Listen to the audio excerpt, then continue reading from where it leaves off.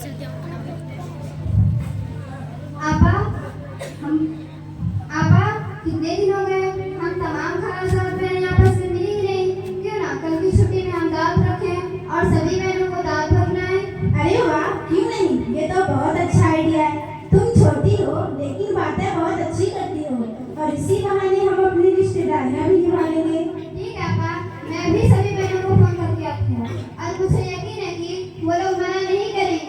हाँ, मुझे भी। ठीक है आपा, मैं भी फोन करके आती हूँ। ठीक है।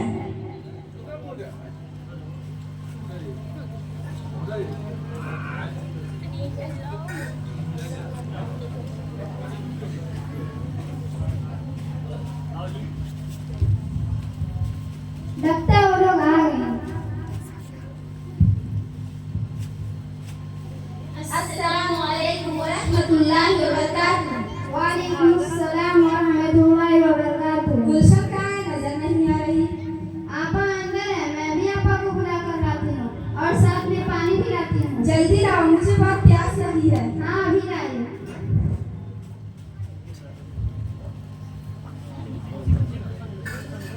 अस्सलामु अलैकुम व रहमतुल्लाहि व बरकातुहू। वालेकुम अस्सलाम व रहमतुल्लाहि व बरकातुहू। और खैरियत है? कितने दिनों बाद मिले हैं, मुझे तो यकीन नहीं हो रहा कि आप लोग आए हैं। अरे ये नुसरत कहाँ है? पानी ला रही है, कुआं खोद रही है। अरे नहीं आपा, अभी बुलाती हूँ। नुसरत और नुसरत। अरे नसीहा नहीं आई, काफी देर हो गई। अरे हाँ, इसलिए मजलिस में खामोशी है और नसीहा की बातें तो क्या करें। हाँ बिल्कुल। अरे से आपा, आप अपना सेहत का ख्याल नहीं रख रही हैं क्या? कितनी दुबली हो गई हैं। हाँ, आप खाने पीने पर ध्यान नहीं देती हैं, पूरा दिन पढ़ाई करती रहती हैं। अरे नहीं, ऐसी कोई बात नहीं है। खाना कहाँ है? वो बाहर गई है अफीफा के घर।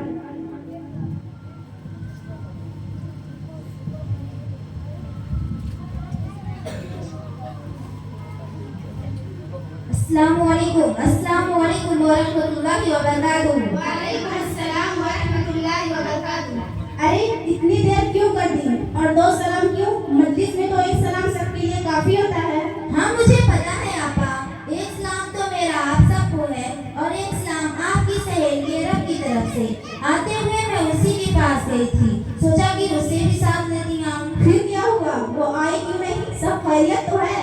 हाँ आपको तो पता ही है आपा, मैं तो कहीं आती जाती नहीं, ना किसी से बातें करती है, वही पहले की तरह, न सलाम न पहल न कलाम है। अरे नसीहा, ये कैसी बातें हैं? क्या तुम्हें नहीं पता इस्लाम की तवल्लुक से क्या रहनुमाई करता है? रसूलुल्लाह सल्लल्लाहु अलैहि वसल्लम ने फरमाया, अल्लाह की रहमत से सबसे ज्यादा करीब वह शख्स है जो सलाम करने में पहले करे। और हाँ याद रखना, जब भी तुम कोई हदीस सुनो तो उस पर अमल करने की कोशिश करो। इंशाअल्लाह मैं उस पर अमल करने की कोशिश करूंगी। हाँ, फ्री खामोश तबीयत की है लेकिन दिल की बहुत अच्छी है। अरे गुलशन आपा, मैं तो आपसे पूछना ही भूल गई। आपके पड़ोस में कुछ मंगरू अंकल रहते थे, उनके यहाँ जॉब है, क्या अपने बेटों के पास गए हैं? क्या तुम्हें नहीं पता? उनका एक महीने पहले ही इंतकाल हो चुका। इन्ना लिल्लाहि व इन्ना इलैहि राजिऊन। अरे हाँ, उनके बेटे बाहर रहते थे ना। हाँ बेचारे बड़े बीमार रहते थे और उनकी औलाद भी कोई खिदमत नहीं करता था, अकेला छोड़ गए थे उन्हें। लोग आज इस्लामी तालीम से कितने दूर हो गए हैं, जबकि वालिदैन के खिदमत का कितना बड़ा अजर सवाब है। आप रसूलुल्लाह सल्लल्लाहु अलैहि वसल्लम ने फरमाया, उसकी नाक खाक आलूद हो। आप सल्लल्लाहु अलैहि वसल्लम ने ये बात 3 मरतबा फरमाई। लोगों ने पूछा, ऐ अल्लाह के रसूल कौन सही हो? आप सल्लल्लाहु अलैहि वसल्लम ने फरमाया, वह शख्स जिसने अपने वालिदैन को बुढ़ापे की हालत में पाया हो, किसी एक को या दोनों को, फिर उनकी खिदमत करके जन्नत में दाखिल न हुआ हो। हमने तो वालिदैन पर ऐसी हिम्मत ही नहीं की जो उनका हक था। अरे से आप और शबाना, घर में सब कैसे हैं? अल्हम्दुलिल्लाह सब खैरियत है। अब नसीहा तुम्हारे घर में सब कैसा चल रहा है? अल्हम्दुलिल्लाह सब खैरियत है। और रिश्तेदार वगैरह सब ठीक है, लेकिन हमारे कुछ रिश्तेदार ऐसे हैं जो हमारी खैर खैरियत नहीं लेते। मैं सोच चुकी हूँ कि तरके ताल्लुक कर लूँ। अरे ये तो गलत बात है। क्या तुम्हें इस हदीस का इल्म भी है? एक आदमी आप हुजूर सल्लल्लाहु अलैहि वसल्लम के पास आया और कहा, ऐ अल्लाह के रसूल सल्लल्लाहु अलैहि वसल्लम, मेरे कुछ रिश्तेदार हैं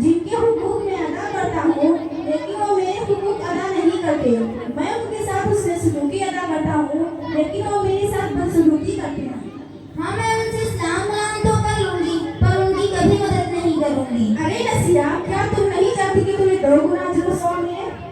2 गुना वे कैसे? आप हुजूर सल्लल्लाहु अलैहि वसल्लम ने फरमाया, गरीबों को सदका दिया जाए तो सिर्फ सदका है, और जब रिश्तेदारों को दिया जाए तो उसमें 2 चीजें हैं, एक तो सदका करना, दूसरा रिश्तेदारी निभाने का सवाब। इसी तरह रिश्तेदारों की सदका करना और उनकी मदद करना 2 गुना अजर सवाब का मौजिब है। अच्छा हुआ आपा, आपने मुझे बता दिया, वरना तो मैं क्या कर गुजरती। आपा, हमारे पड़ोस की चाची की तबीयत बहुत ज्यादा खराब है। तुम्हें कैसे पता? मैं भी किचन की तरफ गई थी, बहुत ज्यादा आवाजें आ रही थी, इसीलिए मैंने फोन करके पता कर लिया, और मैं सोच रही थी क्यों ना हम सब मिलकर उनसे मिलने जाएं। क्यों नहीं, हम जरूर जाएंगे। आप लोग जाएं, मैं तुम्हें पहचानती भी नहीं। अरे इसमें जान पहचान की क्या बात है? इसका तो बड़ा अजर सवाब है। रसूलुल्लाह सल्लल्लाहु अलैहि वसल्लम ने फरमाया, वलआद मरीजन लम यकुन फतिल जन्नत। जब कोई मरीज की आयत करता है तो जन्नत के ताजा फलों को चुनने में मसरूफ हो जाता है। और दूसरी रिवायत में है, जब कोई मरीज की आयत करता है तो जब कोई मरीज की आदत करता है या किसी दीनी भाई से मुलाकात करता है तो उसको मुनादी देने वाला निदा देता है, तो अच्छा हो गया, तेरा चलना अच्छा हो गया। और एक हदीस में आता है, आप रसूलुल्लाह सल्लल्लाहु अलैहि वसल्लम ने फरमाया, जो कोई मरीजों की इयादत करता है वो वापस आने तक अल्लाह की रहमत में होता है, और वह जब मरीज के पास बैठ जाता है तब अल्लाह की रहमत में डूब जाता है। इसलिए हमें भी चाहिए कि मरीजों की इयादत करें। इसी तरह पड़ोसियों के भी कई हुकूक हैं। एक ख्यालात में आता है, जिब्रील अलैहिस्सलाम आप सल्लल्लाहु अलैहि वसल्लम को पड़ोसियों के हुकूक के ताल्लुक से इतनी ताकीद करते थे, आप सल्लल्लाहु अलैहि वसल्लम ये गुमान करने लगे कि कहीं पड़ोसियों को भी विरासत में ना देना पड़ेगा। इसीलिए हमें पड़ोसियों की हुकूक अदा करनी चाहिए। मुझे पड़ोसियों के साथ उसने सुलूक अदा करने के ताल्लुक से मुझे एक हदीस याद आई। एक आदमी आप हुजूर सल्लल्लाहु अलैहि वसल्लम के पास आया और कहा, एक औरत है जो अल्लाह ताला का बहुत ज्यादा इबादत करती है, लेकिन वो अपने पड़ोसियों से झगड़ती है। तो आप हुजूर सल्लल्लाहु अलैहि वसल्लम ने फरमाया, वो जहन्नम में जाएगी। उस शख्स ने फिर से कहा, एक औरत और है जो कम सदका और कम इबादत करती है, लेकिन वो अपने पड़ोसियों से झगड़ती नहीं है। तो आप हुजूर ने फरमाया, वो जन्नत में जाएगी। इसी तरह हमें भी पड़ोसियों के साथ उसने सुलूक अदा करना चाहिए। अल्हम्दुलिल्लाह, आज हमने कितनी अच्छी बातें सीखी, और हम जब मिलेंगी ऐसी ही अच्छी बातें सीखेंगी इंशाअल्लाह। चले अब हम सब मिलकर मजलिस की कफ़ारे की दुआ पढ़ लें। मस्जिद की कफारी की दुआ वे क्यों? ये तो हमारे नबी करीम सल्लल्लाहु अलैहि वसल्लम का तरीका था कि कोई मजलिस से उठने से पहले यह दुआ पढ़ लिया करते थे, और इससे हमारे माफी का गुनाहों का इज़ार भी बन जाता है।